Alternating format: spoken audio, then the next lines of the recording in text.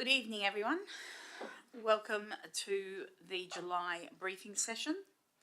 It being a few minutes past the allocated time, 2 minutes past 6, I will declare this meeting open. As you may know, the briefing sessions occur a week in advance of the council meeting. This briefing session is not a decision-making forum, but rather an opportunity for councillors to ask questions and seek further clarification on items listed in the agenda. Kaya Marman, Kaya Yoga, Kaya Bridie, Yana Nook, Nalak Kadij Winjialak Nini, Nalak Kadij Nija Bujabal, Wajak Nunga Bujalalak Nini, Kora Kora Nijie Burawan. On behalf of the town of Bassendean, I would like to acknowledge the traditional owners of this land on which we meet, the Wajak people of the Noongar Nation. May their campfires burn forever. I would also like to remind people that our meetings are recorded and uploaded to the town's website.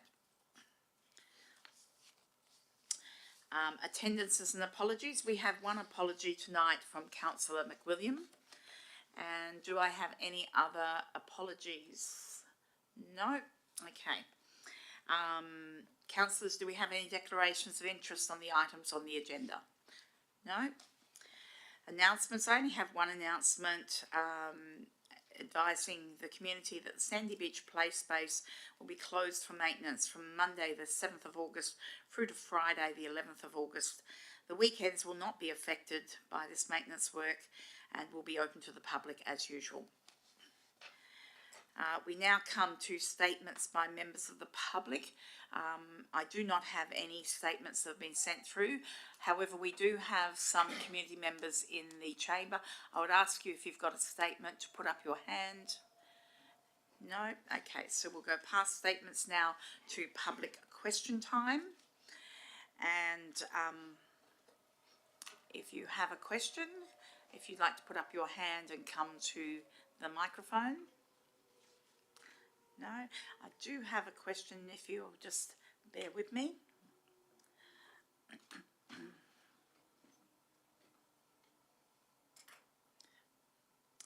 We had a question, I think, from Miss Nonnie Jefferson, and apologies. So the question, I'll read it out. Trees are three-dimensional, not two-dimensional. Why is tree canopy described in square metres as area rather than cubic metres as volume? Ms Jefferson has provided an excerpt from an attachment,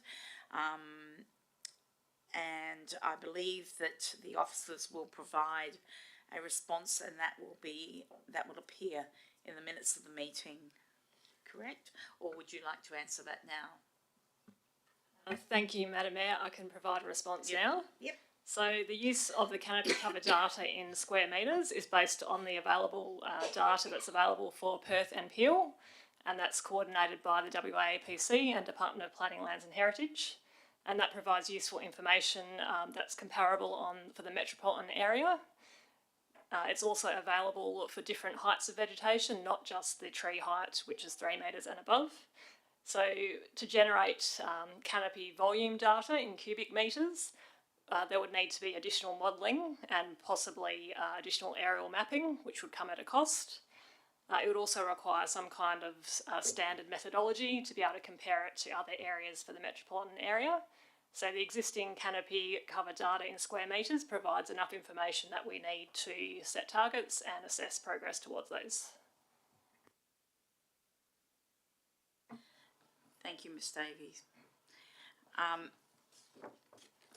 Now, we do have a deputation scheduled for tonight. However, we have been advised that that person is running a little late, having been delayed by a traffic accident. So what I intend to do, councillors,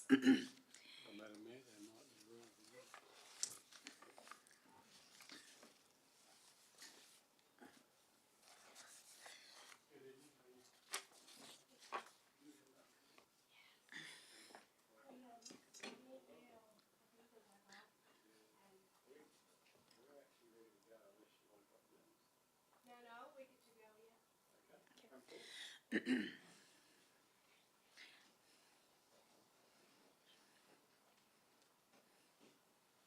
seat. All yours. Thank you.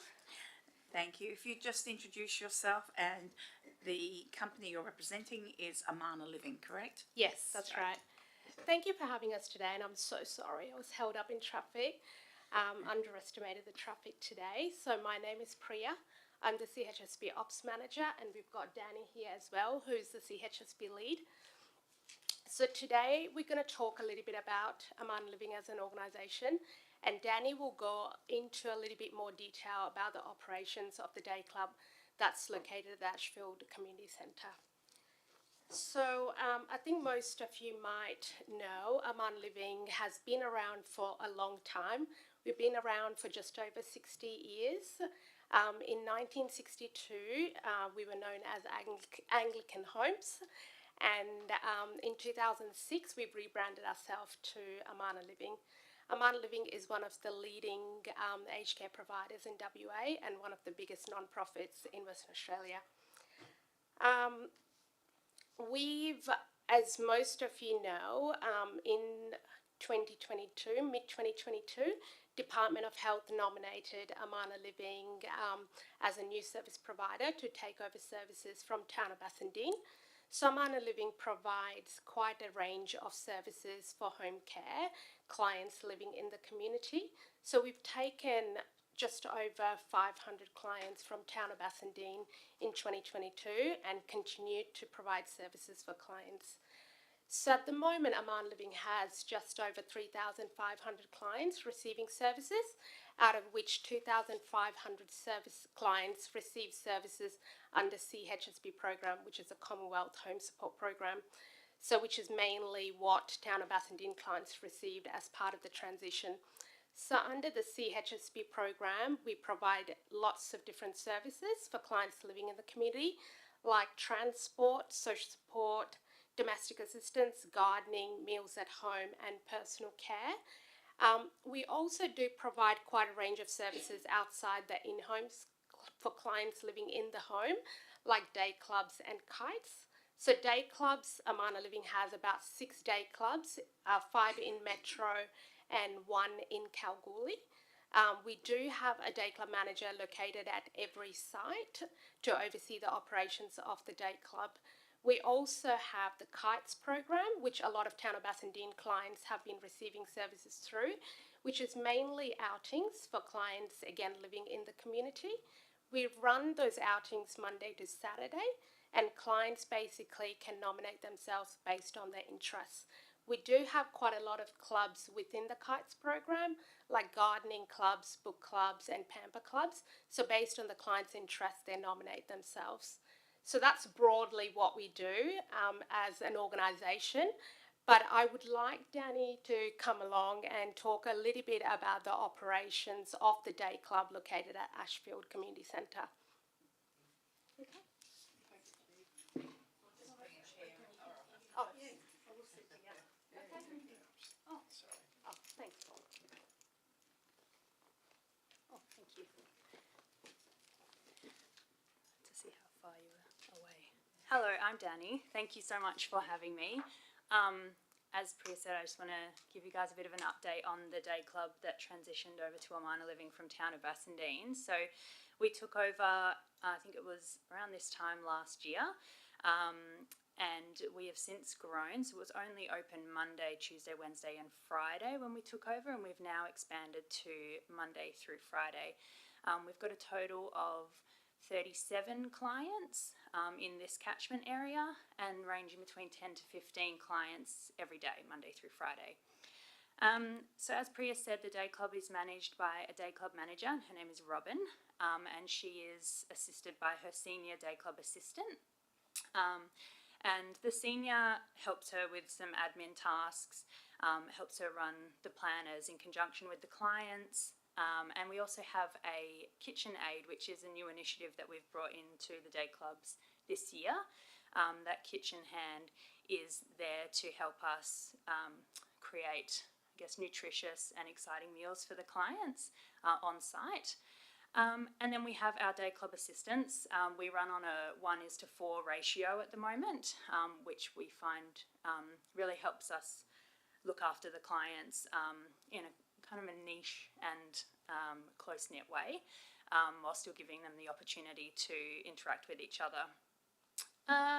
So our day club runs pretty much a similar day to day, but depending on the different clients and their interests. So the day usually starts with a bit of a powwow from the staff, just seeing what we're going to do for the day, and then we'll go and pick up the clients from their homes, or some of them may opt to drive themselves in, walk in, depending on their independence.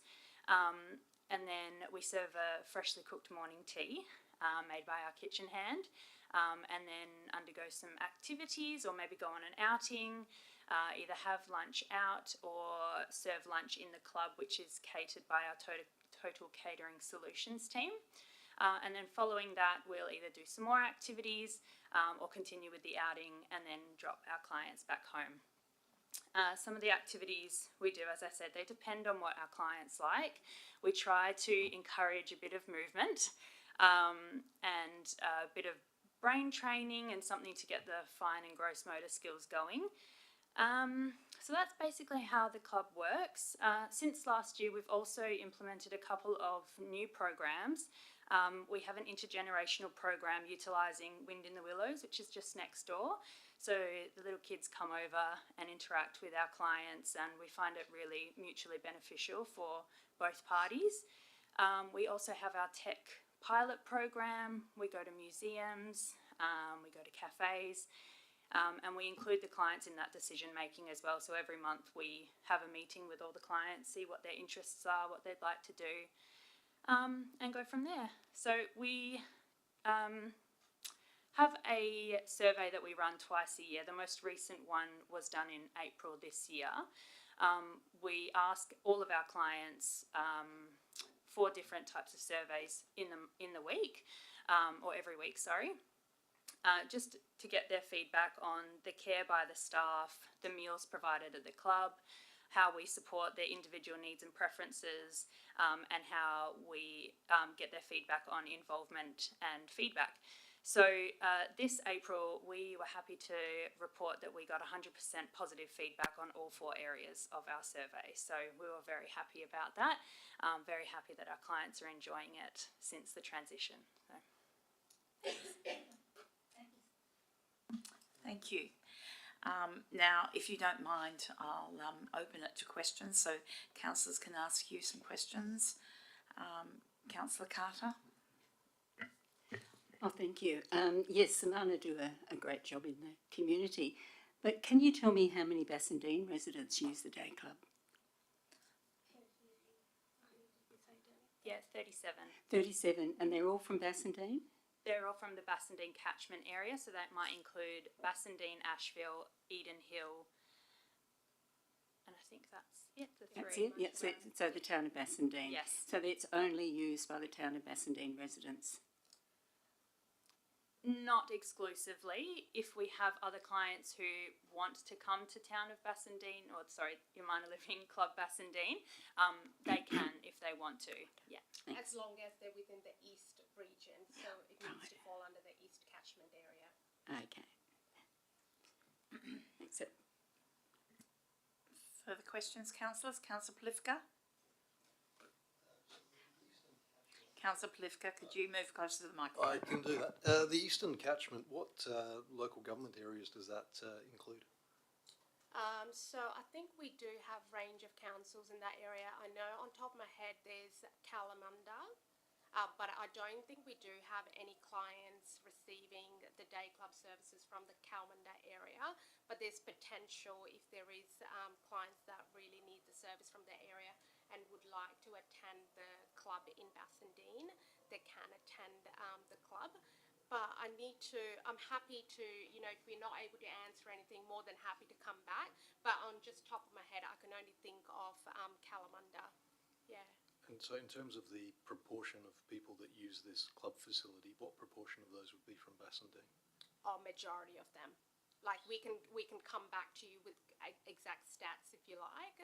But if we say right now, would you be comfortable saying 90% Yeah, absolutely. Okay. or more? Yeah. Great, thank you. If I may ask a question, do you run other similar clubs elsewhere? From memory, I think you might have one in Bayswater, but I'm not 100% sure, and I just wanted to ask you that. Yeah, we have five other clubs other than Club Bassendean. 4 of them are in the metro area, so Kinross, Osborne Park, Bull Creek and Alexander Heights, and then our regional one, which is in Kalgoorlie. Okay, thank you. Councillors, further questions? Okay, thank you very much. We've got some handouts. I'm happy to go around. Yes, yep. So this is just basically information what we just spoke about.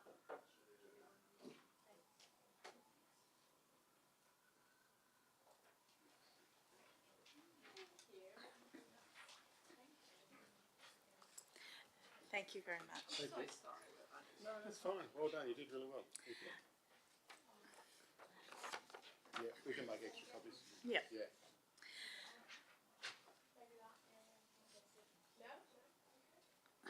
So thank you very much.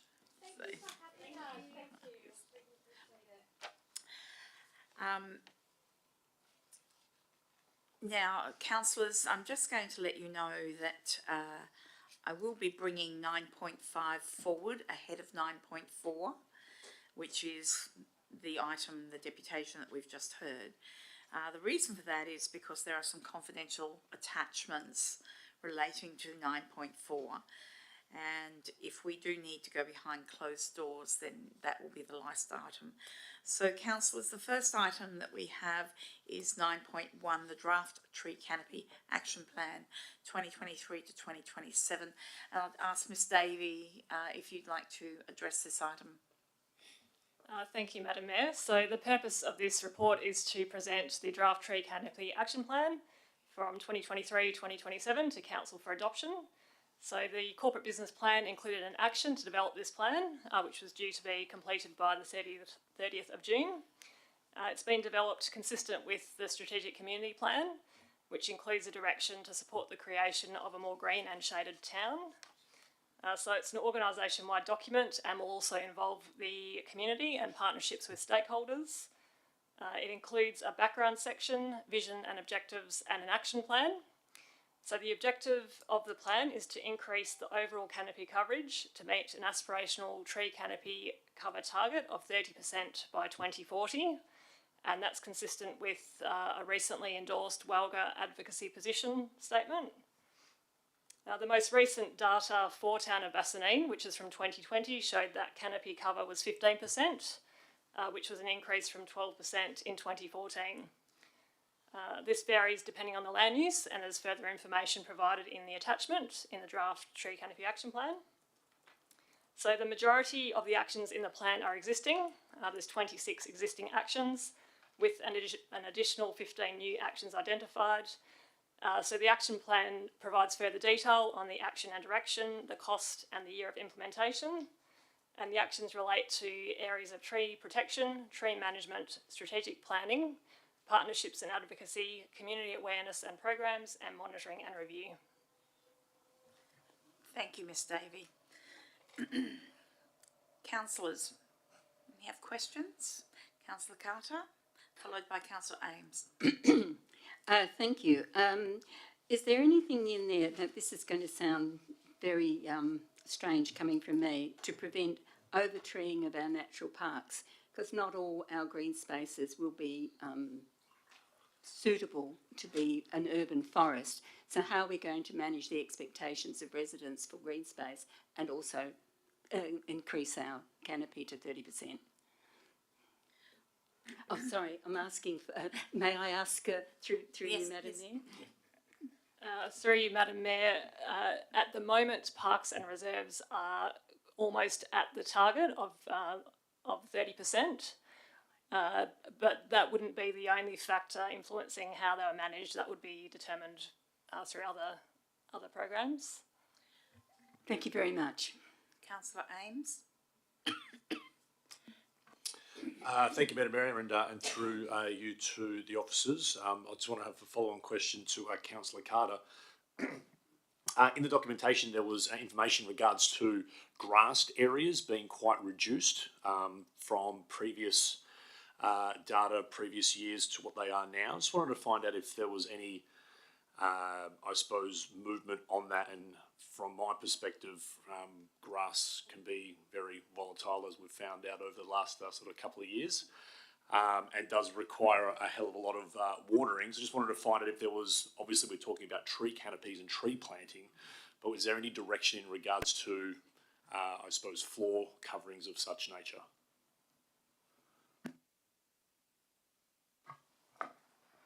Yeah, thank you, Councillor. Through you, Madam Mayor, there are areas that we're looking at.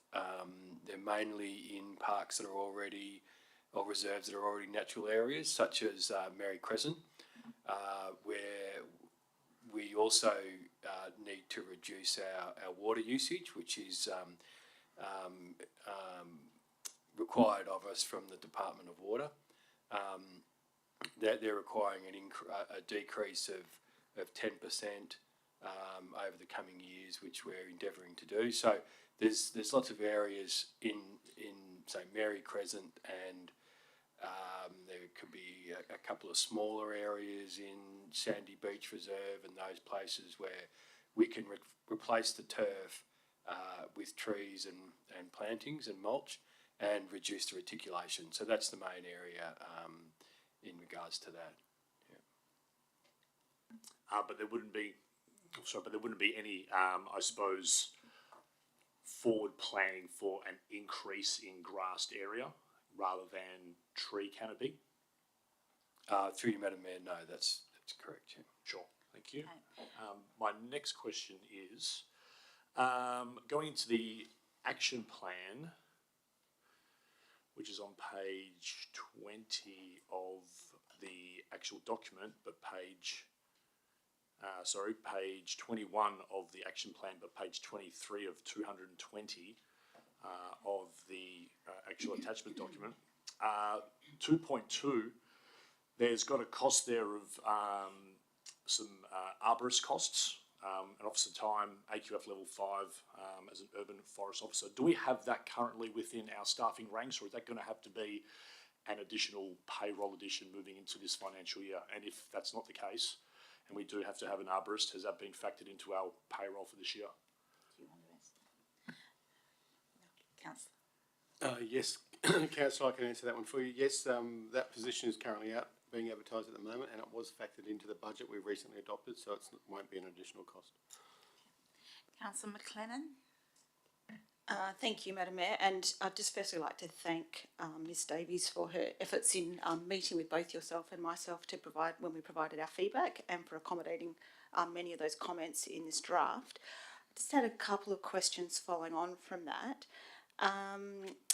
In the action plan, item 2.7 refers to a tree management plan for Old Perth Road, and it has a date of 2022-23, which has already passed. I'm just wondering what the plan is for Old Perth Road at this stage.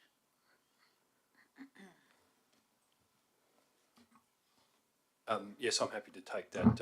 Through you, Madam Mayor, thank you for your question, Renee. We are working through it. I do have a report that's come through, and I'm happy to share that with the councillors in the coming weeks. My plan is to provide an update in the bulletin, in the next couple of weeks. So just to clarify, that would be a plan for Old Perth Road that we would, council would then need to budget for in future years? Yeah. Thank you. Hold on, my page just moved.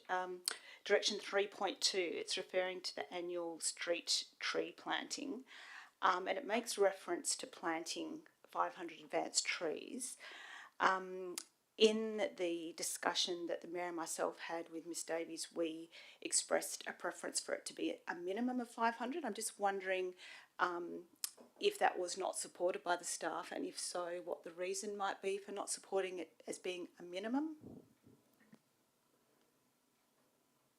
Through you, Madam Mayor, The current budget allocation for this financial year is for 500 advanced trees. If council wishes to increase that in future years, it would need to be considered as part of the budget. But in general, a minimum of 500, we wouldn't have an objection to that. Thank you. And if you don't mind, Madam Mayor, Direction 5.3 is referring to support for residents who have significant trees on their property. And the proposal is to provide support for to assist residents with additional FOGO bin for the debris from their trees.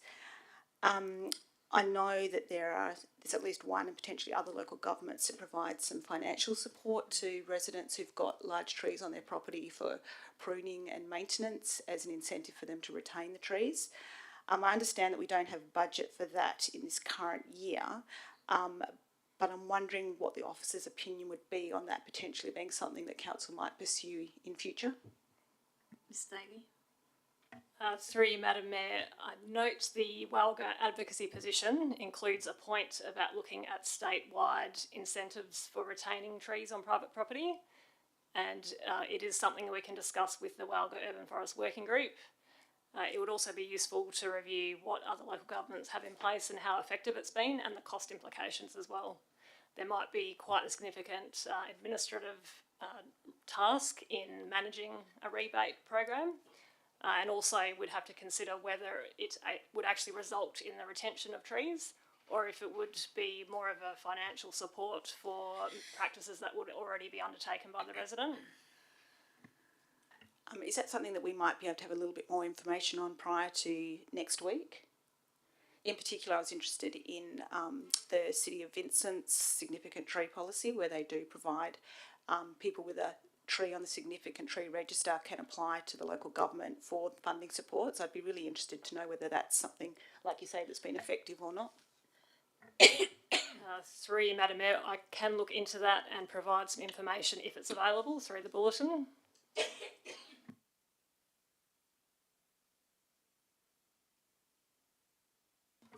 Sorry, councillors. I also have a couple of questions, if you don't mind. Ms Davey, given that education is such an important part of conveying and expanding our tree canopy by having our community understand the benefits, is there a, if this tree canopy action plan is approved and the associated documents such as the local tree planting guide are developed, will they be made available to the public on the town's website to be used in part as an educational tool? Yes, that's correct. Okay. Can I also ask this?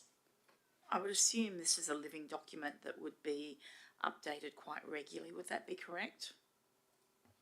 Through you, Madam Mayor, it would be reviewed if there are significant changes that affect the actions within it. It would definitely be reviewed before it expires, so within the 4-year period. Okay, and I also recall, just as a bit of a follow-on from Councillor Carter's original questions in regards to reserves, you and I spoke about succession planting for existing stands of trees. Now, my understanding is from our discussion that that would be part and parcel of the planting program in the reserves. Is that correct? Yes, that's correct, and we have amended one of the previous actions to refer to succession planning. Okay, I think I was bringing that to Councillor Carter's attention because we do have, would I be correct in assuming we've got trees in certain areas that will possibly be reaching the end of their life in the next 20 years, so succession planting in those areas becomes vital. Would that be correct? Yes, we'd look at when the expected lifespan was for the remaining the existing trees. Okay.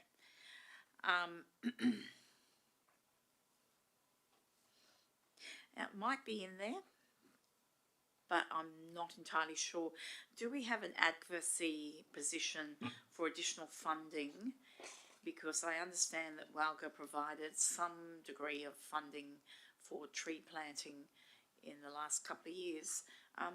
Do we have an advocacy position to expand that funding to Walga and the state government? Madam Mayor, so the Walga advocacy position includes a request for state government to provide additional funding for tree planting for the areas. Okay, thank you. Councillors, further questions? Councillor Plifka? Yes, thank you. In relation to the deep soil zones, are we able to alter the state planning policy 7.3, so both volumes, in relation to the amount of deep soil zone that's required? And if so, have we attempted to do so? Through Madam Mayor, under the state planning policy, there is scope for the Commission to approve departures from the policy.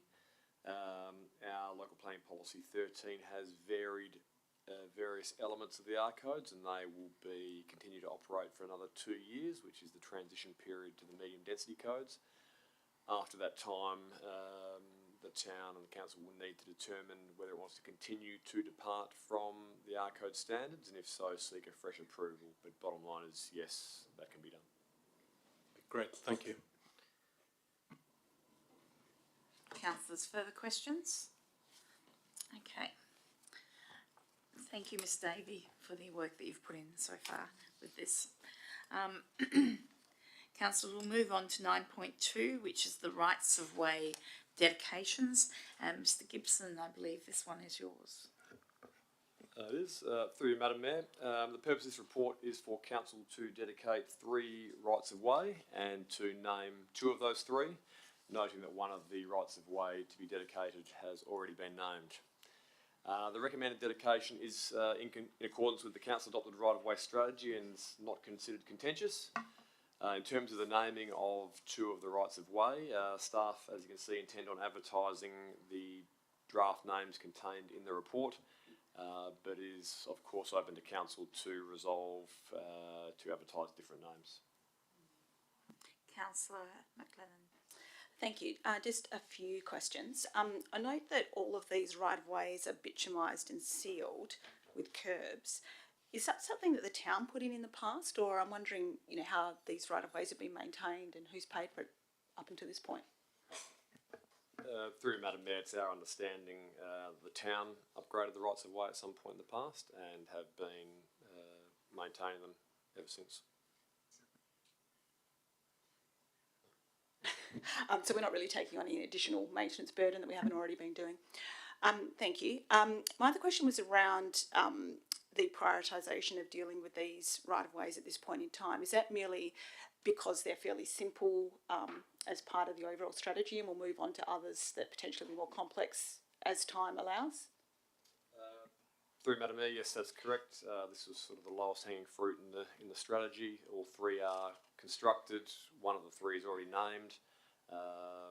We've actually gone through the sort of the probate review, and we feel that we've satisfied the department in terms of the information requirements. It's very much the easiest tasks in the strategy. After this process, for what is left, it gets quite a bit more difficult, but that'll be rolled out over years to come. Councillor Plifka. Yes, thank you. I suppose the owner of every property that abuts the right of way, they would have a right of way over that, so it wouldn't be open for one neighbour to build over the top and prevent the others from enjoying that access. Why do we need to dedicate it to a road if it's a right of way? I mean, what physically changes? Through Madam Mayor, nothing physically changes. As I said, the town's already upgraded the right of way, but it just simply formalises the status and purpose of the thoroughfare being publicly accessible, and it's in accordance with the council adopted strategy on the matter. And just finally on the naming, did those people live in that area, or are they just of general importance to the town? Through you, Madam Mayor, they may, certainly the Kathleen Kenny, who was Nee Horgan, lived in the area. No, apologies. Can I answer that one? If you like. Councillors. Sorry, I can answer that one. Kathleen Kenny was the wife of one of the syndicate owners. They only owned it for a very short time, never lived here, and made a packet of money out of it. So, councillors, okay. I'm sorry about that. Okay. Councillor Ames. Thank you, Madam Mayor, and through to Mr Gibson. Am I recollecting some information on right-of-way 9 that there might have been some conversation with the town regarding a retaining wall in that area that had a bit of disturbance with? Is there any update on that, and has that been resolved before we, I suppose, rubber stamp this row 9 right-of-way? Through Madam Mayor, your recollection is correct. There was some discussion about a right-of-way. The town has provided a comprehensive response to the relevant owner on that matter and considers it closed. Councillor McLennan. Thank you. Just following on from the question about naming, and thank you, Mr Gibson. I acknowledge your email earlier about this. How are we currently, or how's the town currently coming up with proposed names? I think you thought that there wasn't a list that had already been established. So when something is coming to us that requires a new name, what's the process we're going through to come up with one that the officers would recommend to council? Through Madam Mayor, we haven't had to do it really in recent times. We haven't. We're not a greenfields local government that's rolling out kilometres of new roads every year, so it's not a massive pressure for the town. In terms of the process for, in this instance, simply checking our sort of historical records, books on local history, and sort of accessing names we think are somewhat relevant to the local geographical area. I just noticed today, coincidentally, that there was a post on the City of Bayswater's site around a process they're going through, consulting with the community around what names might be appropriate for future naming, and acknowledging what you've said, that we don't have a lot of new things to name. Is that something that would be worth the town doing, or do you think that administratively that would be disproportionate to our needs? Any guidance that you might have around that? Through you, Madam Mayor, certainly the latter. Councillor Plivka. Would it be possible to approach maybe a local primary school? Because I have heard that entire districts have been named after a competition held by primary school children previously. Councillors. So, I will allow the officer to answer that, but I do think we're departing a little bit from the reports, so... This might be one for the CEO to answer, but through you, Madam Mayor, I'd suggest this is simply a pretty benign function of local government to name rights of way, and I'd probably caution council against spending excessive staff time on the matter, but the CEO might want to talk to that point.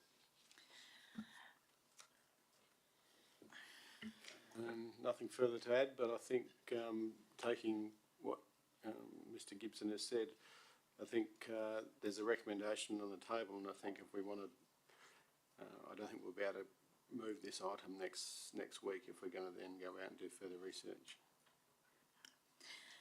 So, if I may ask a question first, Councillor Carter. Getting back to practical aspects of this report at the moment, Mr Gibson, I note that most of these right-of-ways are 5 metres wide. If I think they all are 5 metres wide. There's no plans, given that they're already bitumised and curbed and everything, there's no plans to widen any of those right-of-ways. Okay, thank you. Councillor Carter? No. Okay. Okay, councillors, are there any further questions on this item? Okay, so we'll move on to 9.3, which is the Local Emergency Management Committee meeting, 14th of June 2023. Would you like to speak to this, sir? Thank you, Madam Mayor. The purpose of this report is for Council to receive the minutes of the recent BLEMAC meeting. I wouldn't normally talk to this item, but on this occasion there's a recommendation for Council to adopt the draft amended local emergency management arrangements and a draft amended local recovery plan. Both of those documents are quite important to any future recovery efforts and were last reviewed in 2020. assuming council adopts them next Tuesday, they will then need to be signed by the CEO and the Mayor, and will then go to the District Emergency Management Committee for endorsement. Thank you, Mr Gibson. Councillors, any questions on that one? Councillor McLennan? Just two questions. Just given what Mr Gibson said, is there anything in particular that you feel that need to draw our attention to around those new plans? Through you, Madam Mayor, no, not particularly. The 2020 version was sound, but I suppose when the town had a joint exercise with the City of Bayswater in late 2021, in using in a sort of quasi-practical sense, it sort of highlighted probably issues more so with sort of structure and format more so than content. There were a few sort of issues, a few details that needed to be made more contemporary and updated, but fundamentally the document was sound. But this is a tidy up of the format and structure, and also correcting of information that was slightly out of date. But otherwise, there was no sort of material changes. Thank you. And my second question is acknowledging that some time back, not that long ago, I understand there was a discussion between the town of Bassendean's previous CEO, I'm not sure whether it was you, Mr Gibson, or the previous CEO, and the City of Bayswater about the possibility of working together with this committee. I understand at the time that wasn't supported by the City of Bayswater, but given that we have a new CEO who I believe is working very well with their new CEO, I was wondering whether it's worth potentially revisiting that again at some stage. You don't need to answer it, but it was just a... Oh yes, I will answer it because it was a good question, and happy to answer it. Yeah, I think you're right. We are working well together, and just this morning we discussed the opportunity to get together and look at other resource sharing opportunities. So, and possibly some other adjustments to boundaries to tidy things up. So he's open to that. So I will raise this one. Thank you. Thank you, councillors. Councillor Plivka? Yeah, and just in terms of that decision to not combine those committees, my understanding is that was due to a resolution of the Bayswater Council. Is that correct? Mr Gibson? Through you, Madam Mayor, I'm not sure if it was a resolution of council, but I suppose the feedback that we received was that there was clearly some reluctance on their part. It wasn't particularly clear why, but if there's a sort of renewed enthusiasm for resource sharing, that's certainly worth a conversation. Great, thank you. Thank you, councillors. No further questions? Okay, so I'll bring forward 9.5, which is the accounts paid. I don't believe Mr White would want to speak to this one. No, thank you, Madam Mayor. I note your email today with those questions, and we should be in a position to respond to those tomorrow. Okay, so councillors, do we have any questions on this item? Okay, so we'll now move to 9.4, which is the last item on our list, which is the lease agreement with Amana Living for part of Ashfield Community Centre. Now, councillors, what I would like is if you have any questions to ask that do not relate to the confidential documents, by all means you may ask those questions. However, if you have a question that relates to any of the confidential attachments, I will ask to go behind closed doors. So first of all, I will ask Mr White if he would like to speak to this item. Thank you, Madam Mayor. Only very, very briefly. Obviously, we've spoken about this before. You've heard a deputation, I think, from earlier this evening from Priya and Danny from Amana Living. We've taken into account in determining the lease agreement council's desire for an overall 3-year period, and taking into account the 12 months that Amana's already been providing the services from the building, and it's recommended that council award the agreement. Thank you. Thank you. So, councillors, do we have any questions? Okay. Would we like to go behind closed doors? I have a mover, Councillor Carter. Sorry, it's a briefing. We'll go behind closed doors, and we'll just wait for the recording to be turned off, councillors.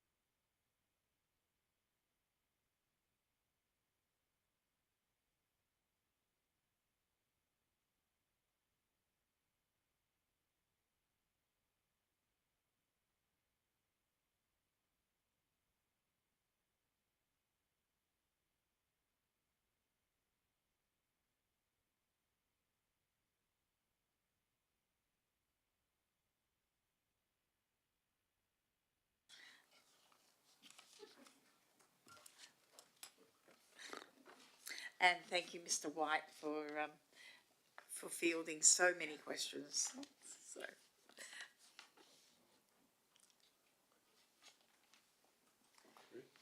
Okay.